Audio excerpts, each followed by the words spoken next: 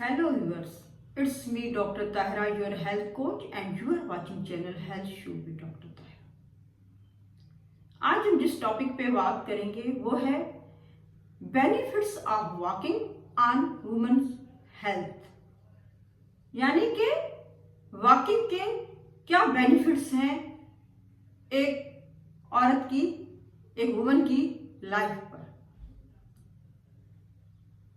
एक Greek doctor Hippocrates, father of medicine, has said that walking is medicine. Yes, walking is medicine, such kind of medicine having no pills.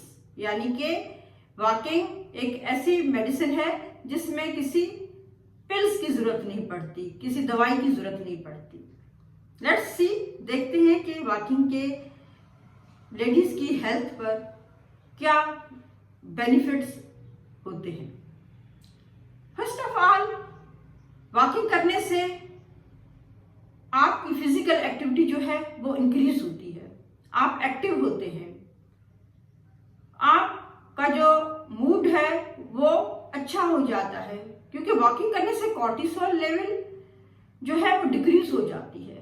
Cortisol एक ऐसा hormone है जो आप में उदासी पैदा करता है, डिप्रेशन पैदा करता है। वॉकिंग करने से कॉर्टिसोल लेवल जो है वो कम हो जाता है, डिक्रीज हो जाता है, और सेरोटोनिन लेवल यानी एक ऐसा हार्मोन जिसको खुशी का हार्मोन कहते हैं, हार्मोन ऑफ हैप्पीनेस, उसका लेवल इंक्रीज हो जाता है। तो आपका जो मूड है वो बूस्ट होगा, मेंटल वेल बीइंग होगी। इसके अलावा अगर आपको इंसोमेनिया के प्रॉब्लम्स हैं यानी स्लीपिंग प्रॉब्लम्स हैं तो वॉकिंग करने से आपकी स्लीप भी अच्छी हो जाएगी।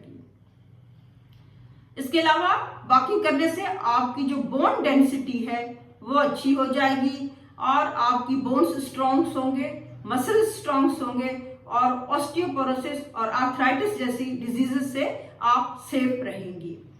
इसके अलावा अगर गायनेकोलॉजिकल पॉइंट ऑफ व्यू से देखा जाए तो अगर आपको डिस्मेनोरिया है यानी ड्यूरिंग मेंस्ट्रुएशन आपको पेन रहता है, आप अच्छा महसूस नहीं करती हैं, आपको प्री मेंस्ट्रुअल टेंशन रहता है, तो वॉकिंग करने से काफी हद तक आपकी जो डिस्मेनोरिया की कंप्लेन है वो कम हो जाएगी, क्योंकि वॉकिंग करने से प्रोस्टाग्लैंडिन हार्मोन जो पेन का पास होता है डिस्मेनोरिया में, उसका लेवल जो है वो ठीक हो जाएगा।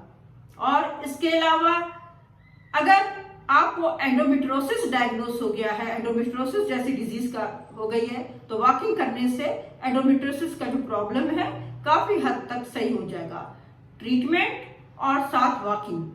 और इसके अलावा ऐसी ख्वातीन जिनको पोस्ट मीनोपॉजल सिम्टम्स आ रहे हैं, जिनका मीनोपॉज हो चुका है, मीनोपॉज के बाद उनमें काफी वो ऐसे प्रॉब्लम्स को फेस कर रही हैं, जैसे कि हाथों और पैरों का जलना, बर्निंग सेंसेशन और नाइट स्वीट्स। इसके अलावा irritability, mood swings, mood changes. अगर वो वॉक करती हैं तो वो काफी अपने आप को फ्रेश महसूस करेंगी और उनके जो सिम्टम्स हैं काफी हद तक जो है उनको उनसे रिलीव मिल जाएगा।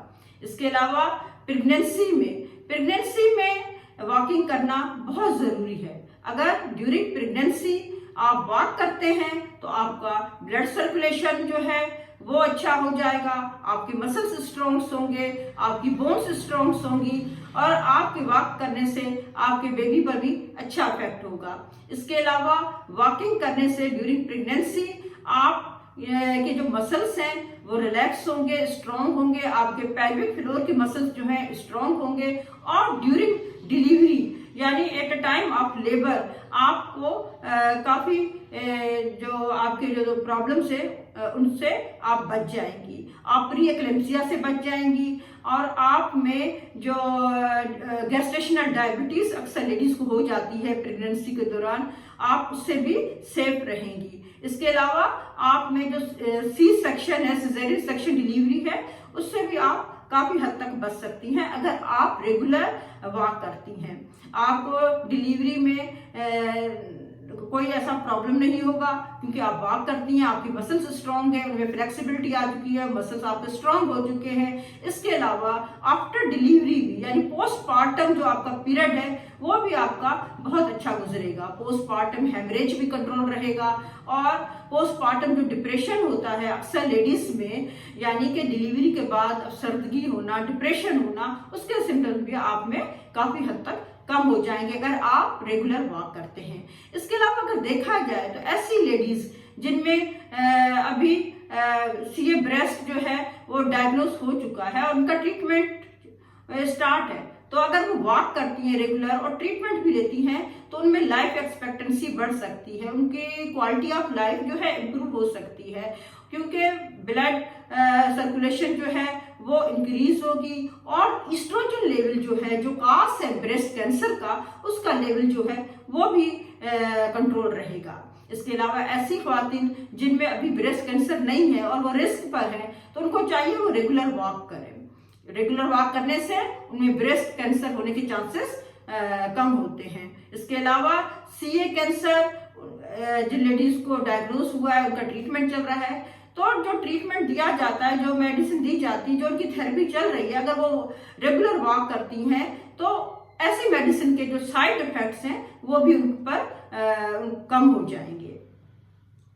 इसके अलावा वॉकिंग करने से बहुत सारे ऐसे प्रॉब्लम्स हैं, जैसे कि पॉलीसिस्टिक ओवेरियन सिंड्रोम जो है लेडीज में, तो वॉकिंग करने से और प्रॉपर ट्रीटमेंट लेने से काफी हद तक आपका पॉलीसिस्टिक ओवेरियन सिंड्रोम जो है वो सही हो जाएगा। वॉकिंग जो है वो आपके वेरिकोस वेन्स हैं, अगर लेग्स में जो गुच्छे बन जाते हैं वेन्स के, वेरिकोस बन जाती हैं, वॉकिंग करने से उनमें सर्कुलेशन, ब्लड सर्कुलेशन जो है वो फास्ट होती है और वो आपसे तकलीफ से बच सकते हैं।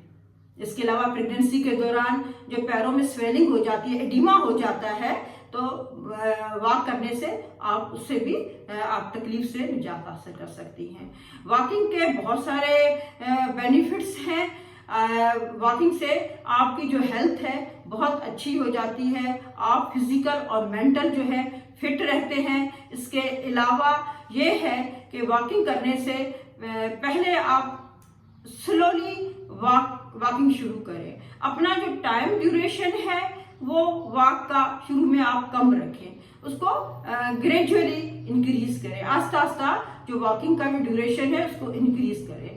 एटलीस्ट 30 मिनट्स डेली आप रेगुलर वॉक करें। रेगुलर वॉक करने से आप देखेंगे कि आपके जो हेल्थ प्रॉब्लम्स हैं काफी हद तक वो सही हो चुके हैं, आपका मूड भी सही रहेगा और आप जो फिजिकल भी आप एक्टिव रहेंगे। आप टेंशन और डिप्रेशन जैसी अलामात से, बीमारियों से भी बच सकते हैं। आपका मूड जो है वो बेहतर रहेगा, आपके मसल्स, आपके बोन्स स्ट्रांग रहेंगे। अगर आपको वीडियो पसंद आई है तो अपने फ्रेंड्स के साथ शेयर कीजिए और मेरा channel health show with doctor ताहरा को सब्सक्राइब करें। Thanks for watching.